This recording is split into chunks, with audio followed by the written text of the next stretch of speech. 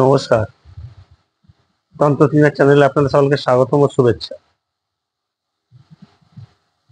আজকে আমি যে বিদ্যাটি নিয়ে এসেছি, এই বিদ্যাটি হচ্ছে ঘুম পাড়ানি বিদ্যা বা নিদ্রা লাগানো বিদ্যা। এই ঘুম পাড়ানি বিদ্যায় নিদ্রা লাগানি বিদ্যা এটি ব্যবহার করতো আগেকার দিনে যারা বড় বড় ডাকাত ছিল, তারাই এসব বিদ্যা ব্যবহার করত। এই বিদ্যা সাধারণ মানুষের জন্য না, সাধারণ মানুষের কোন কাজে লাগবে বলুন এই বিদ্যা? আর অনেকে যারা ডিপ্রেশনে ভুগছেন বা অন্যান্য অসুখ হয়েছে, যেসব অসুখের জন্য ঘুম আসছে না বা নিদ্রা আসছে না, তার জন্য আয়ুর্বেদিক শাস্ত্রে বিভিন্ন রকমের গাছপালা শিকড় বাকড়ের যে ওষুধ, সে ওষুধ তারা ব্যবহার করত। কিন্তু মন্ত্র দ্বারা, টোটকা দ্বারা যে নিদ্রা লাগানো বা সাধনার দ্বারা যে নিদ্রা লাগানো, এগুলি কিন্তু আগেকার দিনে ব্যবহার করতো ডাকাতরা। অর্থাৎ এটাও শুনে থাকবেন, আগেকার দিনে ডাকাতরা যেখানে ডাকাতি করতো, তারা চিঠি লিখে আগে আগাম জানিয়ে দিত আর কি, যে অমুক জমিদার বাড়ি বা অমুক রাজার বাড়ি বা অমুক অমুক জায়গায় বড় লোকের বাড়িতে ডাকাতি তারা করতে যায়। এবং তারা ডাকাতি করে কি করতো না, গরিবদের দান করতো। কারোর হয়তো বিয়ে হচ্ছে না, কারো হয়তো শ্রাদ্ধ বাড়ি করতে পারছে না, কারো ছেলে মেয়ে হয়তো অভাবে আছে, খেতে পাচ্ছে না, সেরকম লোকজন দেখে এই ডাকাতরা কি করতো, তাদেরকে দান করতো। এই কারণেই তারা এই যে নিদ্রা বা ঘুম পাড়ানি বিদ্যা তারা ব্যবহার করত। শুনে থাকবেন যে ডাকাতরা চিঠি দিয়েছে, চিঠি দেওয়ার পরে ডাকাতি করতে গেছে, অথচ কেউ কোনো টের পায়নি। অনেক পাহারা, অনেক সন্ত্র, অনেক সৈনিক নামিয়েছিল, কিন্তু তারা কোনো টের পায়নি। কারণ হচ্ছে এই বিদ্যা দিয়ে তারা কি করতো না, ঘুম পাড়িয়ে দিত। ঘুম পাড়ানোর পরে তারা অনায়াসে চুরি ডাকাতি করে তারা চলে যেত।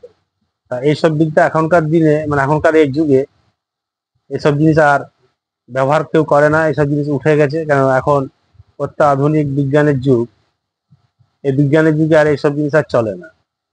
এবারে কেউ খারাপ উদ্দেশ্যের জন্য যদি এসব বিদ্যা প্রয়োগ করেন, তার জন্য আপনি নিজে দায়ী থাকবেন, আমি বা আমার চ্যানেল কর্তৃপক্ষ দায়ী থাকিব না। যেহেতু বিদ্যা আছে, এসব বিদ্যা প্রয়োগ হতো, ব্যবহার হতো, সেই জন্য আমি বিদ্যাটি আমি আপনাদের সামনে পরিবেশন করছি। যে আগেকার দিনে ডাকাতরা, যে শুনে থাকবেন যে নিদ্রা লাগে বা ঘুম পাড়ি যে চুরি ডাকাতি করতো, সে প্রাচীন দিনের যে প্রাচীন বিদ্যা, সেটি আপনাদের শুধু জানকারির জন্য আমি এই ভিডিওটি বানাচ্ছি। আর আমাকে এই বিদ্যার জন্য কেউ অনুরোধ করবেন না, আর কেউ আমাকে বলবেনও না যে এটা কিভাবে করতে হয়, কিভাবে করব না করব। আমি আপনাদেরকে এই ঘুম পাড়ানি বা নিদ্রা লাগানি বিদ্যার যে প্রয়োগ বিধি বা এর যে ব্যবহার বা এর যে মন্ত্র, আমি আপনাদেরকে বলছি, আপনারা শুনুন। মন্ত্র ভিডিওতে টাইপ করা থাকবে, মন্ত্র দেখে নেবেন। আর নিয়ম পদ্ধতি সবই বলবো, কিন্তু কেউ এই কাজ করতে যাবেন না। বিপদে পড়লে আপনি নিজের দায়িত্ব নিজেই করবেন, আমার এখানে কোনো দায়িত্ব বা মত থাকবে না। এই বিদ্যাটি প্রয়োগ করতে গেলে কি করতে হবে? সুপারি গাছে যখন নাকি প্রথম সুপারি ফলন আসে, মানে প্রথম যখন সুপারি গাছে ফলটা আসে আর কি, ছড়াটা আছে সুপারি, সেখানে প্রথম যে সুপারিটি ধরবে গাছে, সেই সুপারিটা আপনাকে লক্ষ্য করে শনিবার, মঙ্গলবার কিংবা অমাবস্যার দিন আপনাকে সংগ্রহ করতে হবে। সংগ্রহ করার পরে এবার ওই সুপারিতে এই অনামিকা আঙ্গুল দিয়ে আপনাকে মা কালীর যে মাথার সিন্দুর, সেই সিন্দুর একবার, দুবার, তিনবার ফুটা, মানে সিন্দুর যে ফোঁটাটা দিতে হবে এই মন্ত্রটি বলে, ওং ক্রিং কালিকায় নম, ওং ক্রিং কালিকায় নম, ওং ক্রিং কালিকায় নম। যেহেতু এই ডাকাতদের হচ্ছে প্রধান দেবী মা কালী, এই ডাকাতদের প্রধান দেবী হচ্ছে মা কালী।